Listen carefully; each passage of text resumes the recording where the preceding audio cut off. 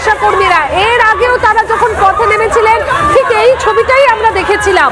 সেখানে ব্যারিকেড করে লম্বা লম্বা ব্যারিকেড দিয়ে তাদেরকে আটকানোর চেষ্টা করা হয়েছিল।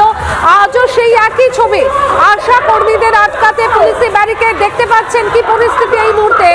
যারা গ্রামে গঞ্জে প্রত্যেক দিন মানুষের সুরক্ষার জন্য নিয়োজিত থাকে, বাড়ি বাড়ি পরিষেবা পৌঁছে দেন, আজকে তারা রাস্তায় নিজেদের সুরক্ষার জন্য পথে নেমেছেন, কিন্তু সেখানেও তাদেরকে ব্যারিকেড করে আটকে দেওয়া হচ্ছে। আশা কর্মীদের আটকাতে বিশাল পুলিশ বাহিনী